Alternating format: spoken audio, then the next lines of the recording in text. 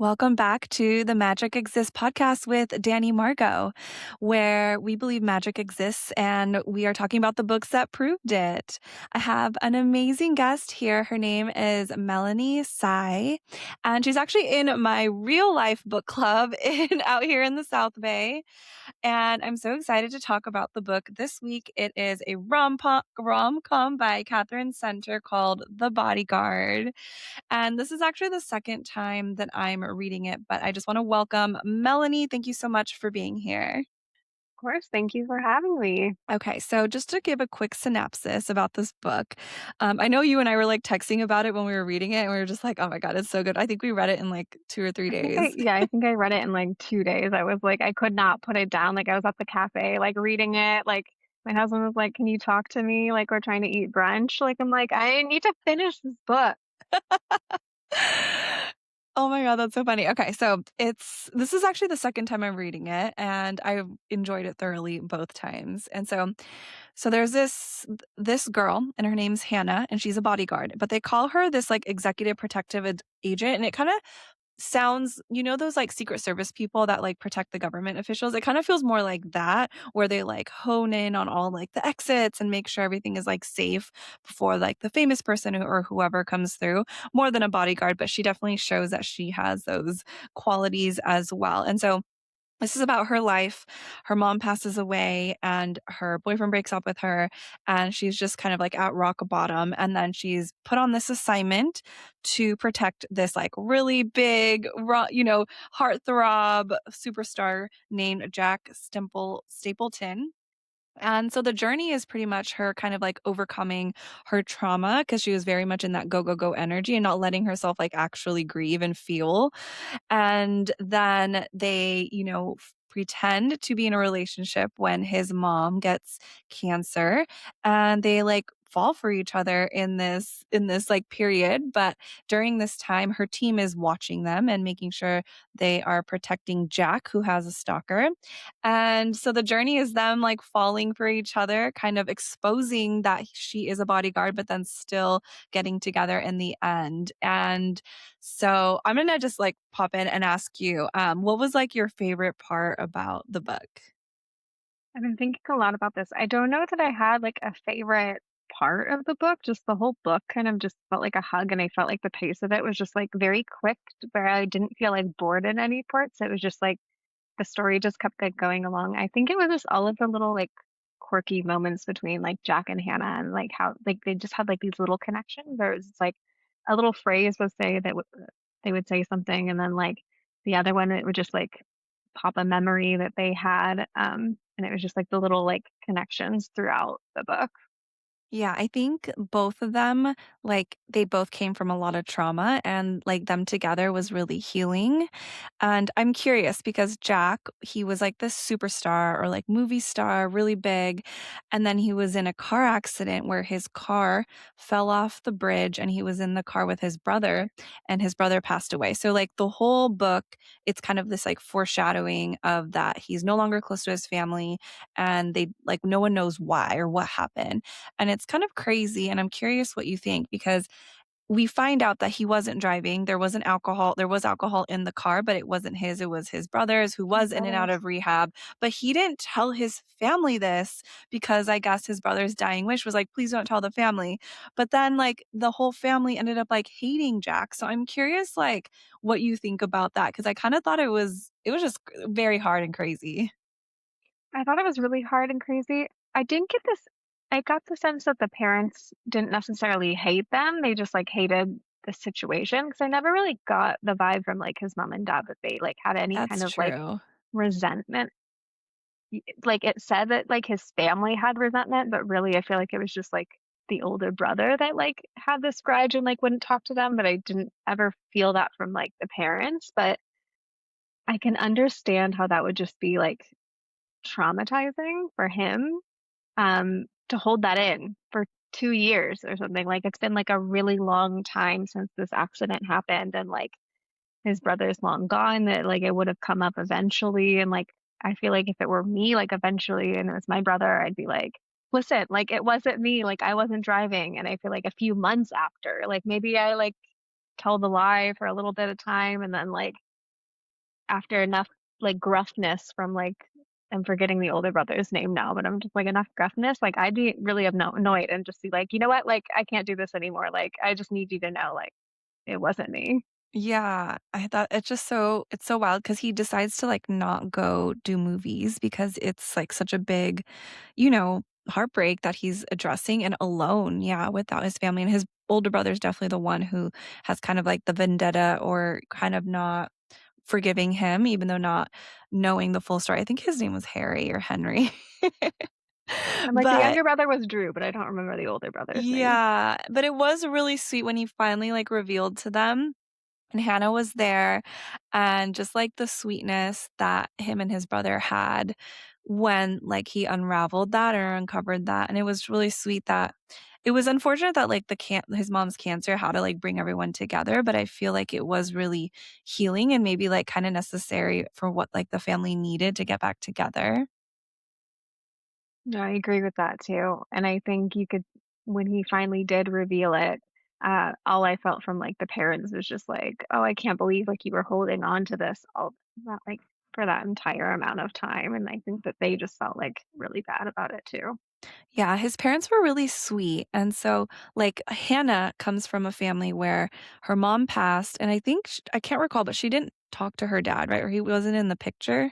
Do you He wasn't in the remember? picture, they were, like, estranged, but I don't think they really got into the details of, like, why. Yeah, and she didn't have siblings, so pretty much, like, she was on her own. And when she went in to pretend to be the girlfriend of Jack, she felt so included, and I feel like being part of that family was, like, really healing.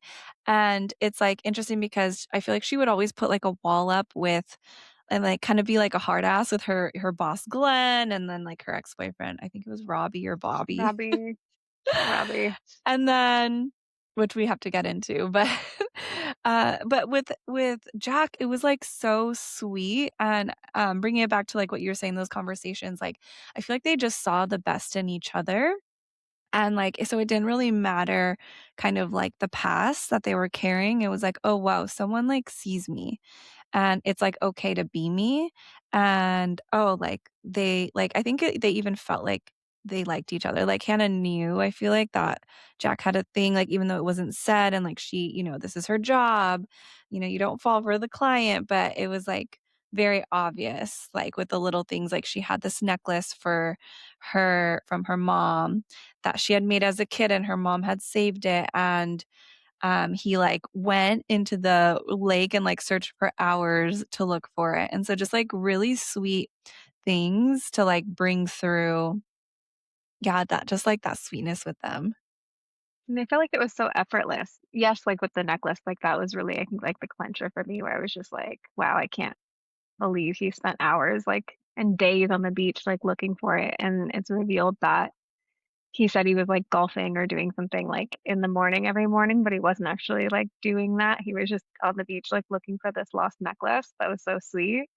But I feel like she had all these walls and she just, like, did not tell personal information to anybody, but almost immediately those walls fell down, like, when she's with Jack and his family, like, it's maybe a day or 2 before she's just, like, letting herself go and just, like, fully herself and, like, revealing all these things about herself, like, which is, like, it was just effortless. The whole thing was just, like, effortless.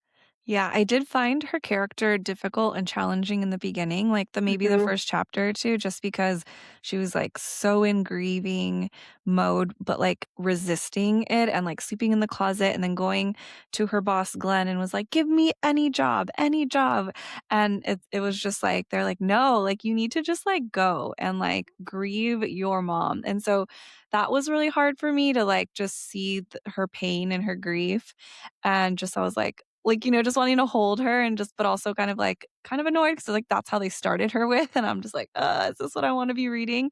But then she, like, opens up, and then you learn that, like, she has a boyfriend named Robbie, I think, that she's been with for, like, a year, and she reveals that, like, "Oh, I've never been in love," and now that I'm realizing this, I feel like I don't know if there's, like, a lot of depth in this book because it did go so quick, like but it was so good to read, just but It was like a comfort book. Like, I wouldn't say that there was, like, a lot of depth to it, but sometimes, like, those are the best stories. There's just, like, so easy to read, and you're just like, "No, this is good, this is good." Yeah, like, so he breaks up with her, and then she, like, is on her own for a little bit, and then that's when she gets with Jack, and it's funny because at the end, Jack, like, kinda stands up for her, well, I guess before they, like, start dating because she, like, starts crying when she sees her best friend making out with Robbie through, like, the security cameras, and then Jack saw and, like, witnessed it and, like, had an idea, like, "Oh, is that your boyfriend?" And she's like, "Not anymore." And so it was just kind of this, like, contentious thing where at the end when they do get together, like, Robbie is, like, kinda monitoring Jack's house, and they're, like, making out in the hallway. And then Yeah, she's like, I "You thought that knew." that was super cute, like, where he was like, "Oh, I, like, did that on purpose so that, like, he would have to, like, watch it." Yeah, I think often books have a lot of, like, descriptions, and I think I'm more, like, plot-based. I like the characters, I like when they speak out loud and there's dialogue and there's, like, movement through books where I know sometimes, like, getting lost in the details, people really enjoy that, and people get lost in, like, when a character's in their mind a lot, but those 2 aren't, like, things I really prefer. I like, the movement, and so this book was really, like you said, like, you just were able I was able to move through it so quickly, and just, like like, definitely had those moments with my husband where I'm, like in the book, he's like, we're literally, like, here at dinner, like, can you, like, maybe hang out with me?" He's like, "Oh, yeah, okay. You Oh, exist like, too." I guess. Yeah. Not like and I'm like, "Oh, yeah." I have to, like I get in my head, I, like, hyperfixate on it. It was just like, "I need to finish this book," but I love having this conversation with you because the last rom-com I had was, a student of mine who was 20, and so she was very much on, like, the precipice of her dating experience and life, and so I know you got married, I think, a couple years ago, 2023? 3 yep. And then I just got married last year, 2025, and, I'm curious, like, compared to, like, the rom-coms you read, like, how would you explain I know this is hard because 'cause you've been with your husband for, like, decades since high school, right? Your high school sweetheart, but how would you Yeah. describe, I guess, like, a lot of the love that you see in books? Like, would you how would you describe your, I guess, love and, like, compare it, I guess, to how books portray love? Do you feel like it's similar?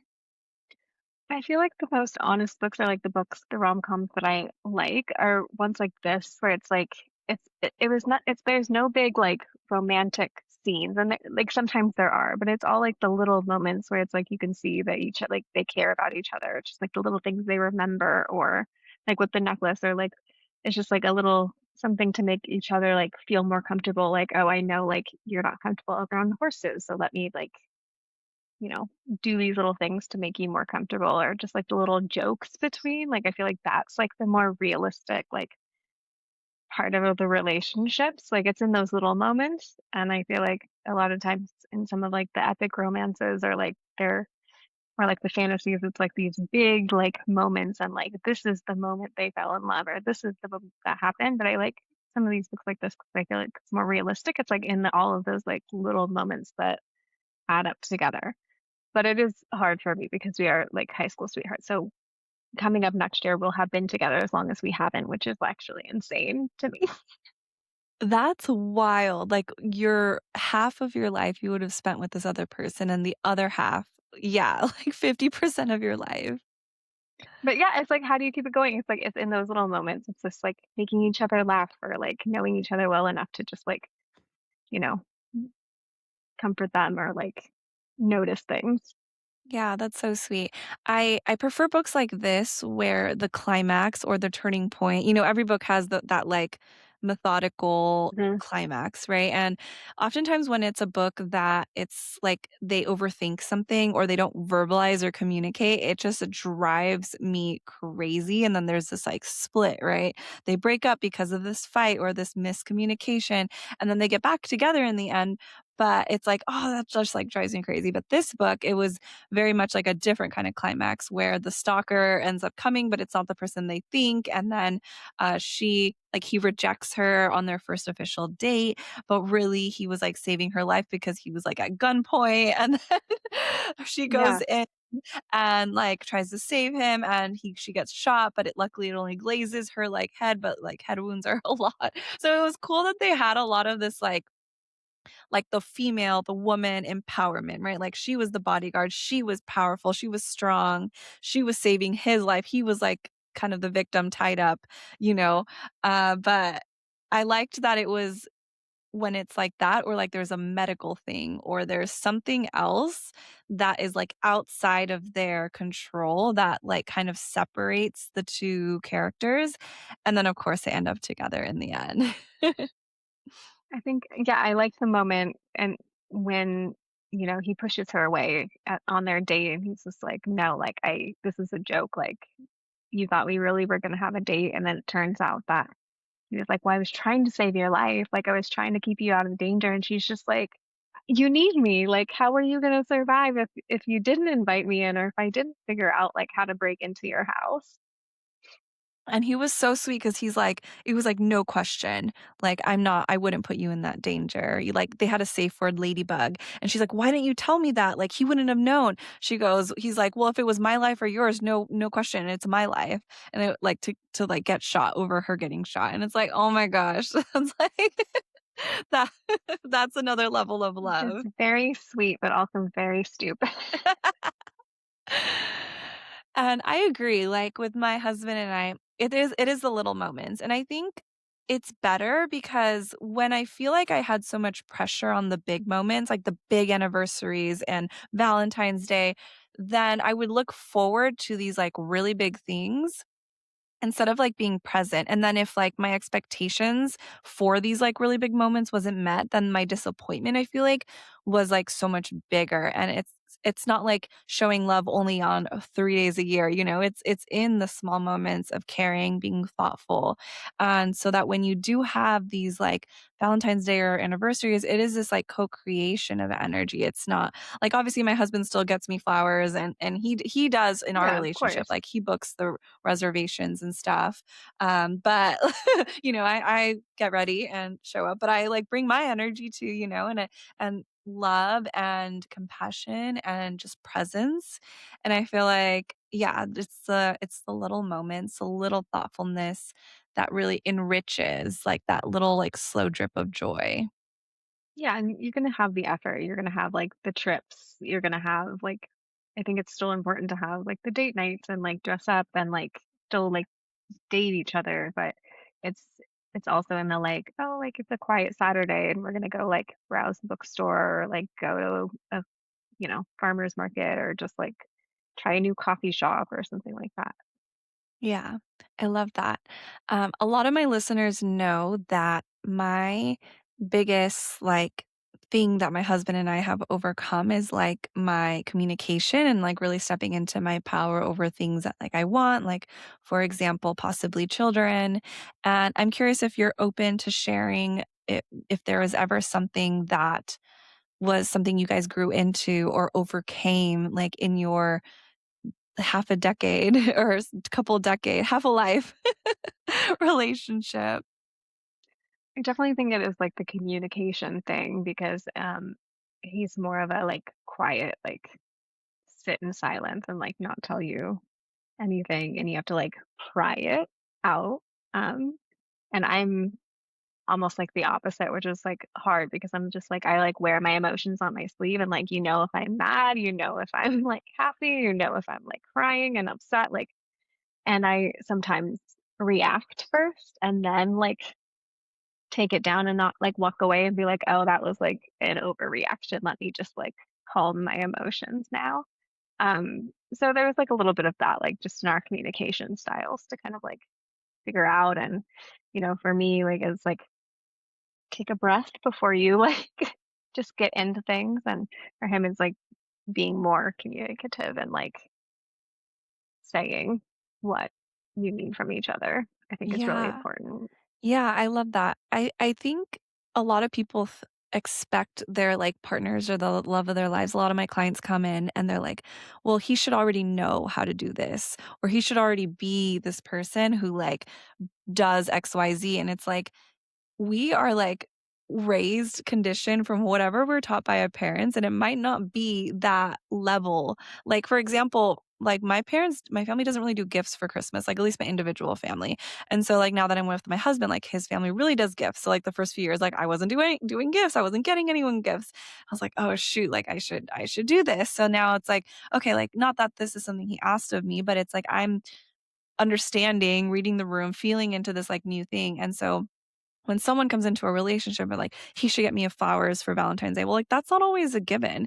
Maybe, like, taking off work is really important, and then he did that for you, but he didn't think that, like, flowers were something you wanted, you know? So, I do think there is this level of communication, but, like, training each other, and not in the way that, like, "Oh, I need to teach you, like, XYZ," but it's more like, "Let me communicate what I need to feel seen and heard and loved, and, like, can you meet me there?" And with that level of, like, alignment, then you could, like, move forward, with this beautiful cohesiveness. Yeah. Do you think like is there anything specific in your relationship you feel like you've overcome? I know it's like you've been married a couple of years now? 1 year? Yeah, so recently my listeners know that, like, he neither of us wanted kids in, like, the beginning of our relationship, and I actually always, like, felt like we wouldn't be together forever because there was this thing that, like, I hadn't addressed within myself, I hadn't thought about, and he, like, didn't want, and so over, like, 3 years, it was this, like, kind of burning thing inside me where I was like, "Well, first off, I don't like to be limited and told what to do." So for him to say he doesn't want them, I was like, "Well, now I want them, of course." But no, I was like, Just "Let the me release." stubbornness. Yeah. Yeah. Like, And don't tell so me that. yeah. And so I sat with it, and so that was one of the first times that I really vocalized, like, "Actually, like, I do want them, and I know this isn't something you want, and so I'm grieving, but I'm okay letting you go if, like, this is what I want and this isn't something you want." And that was the first time I think when I, like, really chose myself and what I really wanted from a place of, like, deep reflection and thought and intention, and then he was like, "No, like, I it's you and me, like, we're gonna create life together." And so it's definitely something we're still, like, talking about and in the works about, but from this place of, like, me and him are creating that life and not, like, it's me against him, and, like, we're both open now and, like, kinda just surrendering to the next steps of our journey. But what we have been kinda working on right now is really cultivating, like, our vision. And I don't think you'll have to tell me how you feel about this because I really especially being with your partner for so long, I really feel like there is a big difference between being married and, like, just being engaged or just being boyfriend and girlfriend. Like, I feel like there is this, like, extra weight of, like, abundance, but also, like, someone chose me unconditionally in the sacredness of this intention. And so we have really been cultivating, like, boundaries with just, like, not hanging out with as many people because we are in this, like, sacred bubble right now that we want to just, like, be playful with each other and really cultivate this Yeah. love and this adventure and this fun, and he's my best friend, we hang out and we have so much fun, so, like, definitely it's different because I feel like I'm such a social butterfly and I'm used to going out all the time. But now it's like, let's stay home and cultivate us and our nurture us. So that doesn't mean we don't go out, like, we can go on bike rides and go hang out at the beach, but there is this, like, new, I guess, boundary that's like, let me check in with my husband. Not that I ever didn't before, but it's like, no, like, we are together, we're a unit, like, let's make sure this, like, invitation or this thing is, like, good for both of us. No, I totally get that. Definitely. It's not even just like checking with each other. It's just like having the respect like for another person that it's just like, oh, like let me tell you I have like book club next week or like we put it on a calendar like, oh hey, like he'll say like I have a workout class or like, hey, like let's go do this. And um it's not like checking in or like getting permission. And I think that's like the opposite of what a lot of people think, like, "Oh, you have to, like, check with your, like, spouse to see if you can do something." I'm like, no, like, we never stopped each other from doing anything within reason, obviously, unless, like, we had something else planned or there was something important, but it's more just, like, having consideration for someone else of, like, their time and, like, what they might have, like, planned for you guys and making space for each other. It's funny you mentioned, like, you were like, kind of more extroverted, so you were always out doing things, and now you feel like you're coming in. Both of us are kind of more homebodies, so I feel like we have to, like, force each other out. And I do think it's really important to make that time together. I also am a big proponent in like in marriage that it is important to remember that you two are individual people and that like you have your own interests and you are your own person. You have things you want to do and like he has things like he wants to do. And like that's okay. And that doesn't mean that you like don't have the same interests and you're not doing things together. Like we do things together, but like it's also very important to like be a person outside of your marriage. And I think it makes it stronger because you're not so like reliant on each other for everything. Because you think about like your friends, right? Like you don't have like a friend that is interested in everything you're interested in and like does everything that you would want to do. It's like you have a friend who like is part of a book club because you both like books. You have a friend that you like work out with because you like they like to work out. And it's like you shouldn't expect the same from like your partner that they're gonna want to do everything with you. Now, that said, we try new things and like I'll do things that he's interested in that like I'm not, or like he'll do things that I'm interested in, he's not, like vice versa. But I think it's like very important that balance. And just quickly going back to something you said earlier about like grew up differently. It's like, yes, we've been together a very long time, but like I do remember like he grew up differently. I grew up differently. Like in communication style, like I grew up in a yelling house. Like to be heard, you had to yell and Oh be my loud gosh, and me too. like to be heard above, especially as like the youngest and the only girl. Like if I wanted to be heard, I yelled. So I get emotional and I get like loud.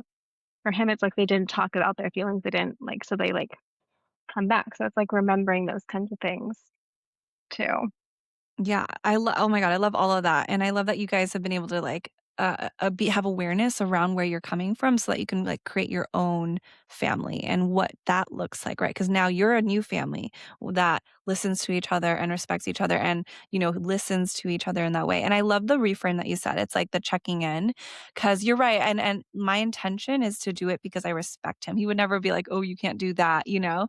It's always about, like, "Okay, well, let's just, like, share because we are sharing a space and I call you every day even though when you're at home I see you and then I call you because I Yeah. miss you in the middle of the day like let's just like check in and I think that's so beautiful and it's interesting what you said about friendship and like having your independence within your relationships because I think that's so important and oftentimes what I've found is like in relationships I'm either like too independent where I like that I have, like everything is separate except for, like, the home life, which is happened a lot because it's like I never wanted to lose my freedom. It was this, like, thing that I had, and now with Daniel, it's like I love doing everything with him, but I also have, like, my own space and my own business and my own friends, and I love that what you said about friends, you're right, like, one person can't be your everything, right? And that's okay, like, that you're such a multifaceted person and you have several interests that other people can fill the gaps of all of you, and that's, like, what brings and makes a rich life to be so multifaceted. And one of the things that my husband and I, recently started doing together that he loved is golf. And I love it too now. And so it's been 2 years and it's been just like really, really fun. And like he's been on my basketball team and I've been on his softball team. So definitely like we have our things that we do together. But then oftentimes it's like, yeah, go with your guys and go play golf. Like I don't need to go there all the time. But yeah, I love your perspective on all of that. Yeah, and definitely have things like together. Like we just started doing like pottery classes or just like finding like fun things to do. So you're like, new activities. Are this year we're all about like exploring new places, like trying new things. And I think it's important to be like intentional and like find those things. And they say like marriage is work. Marriage isn't work. It's just like, continuing to consider each other, continuing to like make the effort to like find new things to do together. I love that. I love that reframe. And I love the intentionality because it's like you're right, this year when we at the new year, he did his intentions, I did my intentions, but then I was like, "Oh, wait, let's do some together." Like, what do we want this year to look like? Like, last year, we traveled to, like, 6 countries. This year, we're, like, more grounded. Here, creating a home, our family unit, being by the beach, moving to the beach was, like, a big thing for us. So, yeah, I love what you said about being intentional, and one thing that I've manifested is him being a book reader now. When we met, he did not read books. Last year, he read half a book. And this year, like, no, like I did not push him. I swear, I did not say anything. I just always read. In my mind, I'm like, I hope he reads one day. I hope he read. That's my dream. And then this year, he's like, "Oh, I wanna read a book a year or a book a month." And so he's on his, like, 5th book. And I'm like, just we sit I on the love beach and we that. read together in silence. We lay in bed and we read together in silence. And I'm like, "This is my dream come true." I need more of that, like, that energy. It's funny because I have always been a reader, like, since a kid I was a kid, but, like, I went through phases where I wasn't really reading, came back to audiobooks. Now, just in, like, the last few years, I've come back to, like, reading a lot. He got his library card first, and he was, like, starting to, like, check out books, and then I was like, "Oh, I want one too," but as soon as I started reading, then he just, like, stopped, and I was like, "Oh, good. That's good." So now I tease him, I'm like, "Oh, how's your book that you've, like, had sitting there forever, like, going?" And I think we'll get back to it, but I'm like, "I'm not pushing you." But it's just Yeah. funny because he's like, it's like, "You got your library card first, and then now I'm, like, the one that's reading more again." Yeah, and it's this, like, sense of, I can't push him, like, I'm not gonna never gonna change him, Yeah. It's like he's got his own thing, and in due time, like, he'll work his way through whatever he's, like, meant to. Okay, last to close this up, what would you rate this book out of I think they give 5 stars on Goodreads, right? Out of 5, what would you give Yes, this? out of 5. I think I gave it, like, a 4.2. Like, I thought it was really good, but Interesting. um, I reserved my 5 stars for, like, probably I only have, like, 5 books, like, in my lifetime that I have, like, 5 stars for, but I thought it was, like, super solid. So to me, like, a 4.2 is, like, really high. It's so random, 4.2, not 4 or I was 4.5. like, I feel like 4 was, like, not enough, but, like, 4.5 seemed, like, too much, so, like, a 4.2. What about you? That's fine. That's funny. I gave it a 5. So for me, my process of this is like if I am gonna read that book again and I'm gonna keep that book, it's a 5. So for this one, this is my second time reading it. This has been my book. And it doesn't have to be amazing, right? But it brings me joy. And like you said, I think I read it in like 2 days and I'm like, I loved it. And now we're on a podcast about it. And there are a lot of books I buy.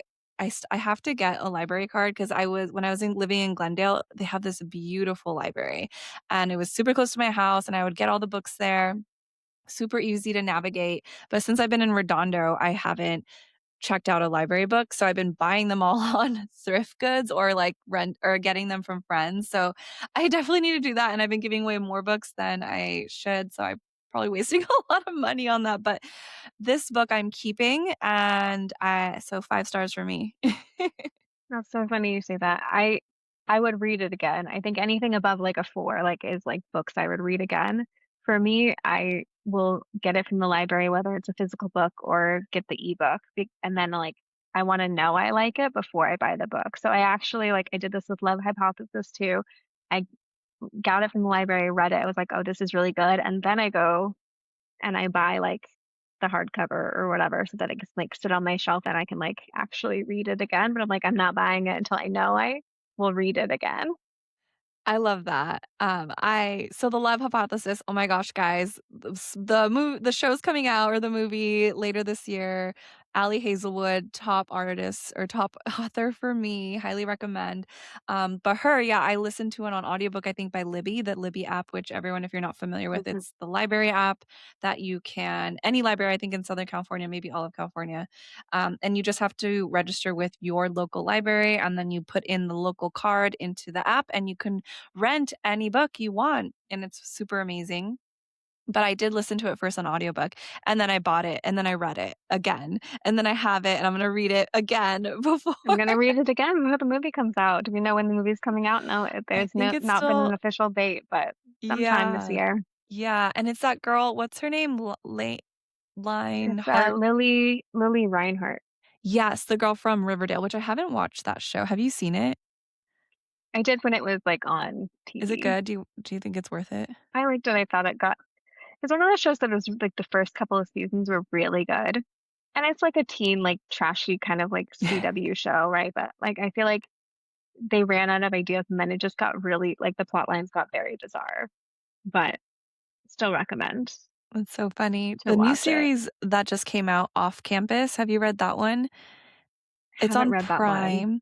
Yeah, me neither. I was just talking to Kelsey about it. Another series that's a book, and it's Ellie Kennedy, and now it's on Prime. So this year is like the season of books that are like being turned into movies. Another one that just came out, I think we watched it, remind me, with Emily Henry.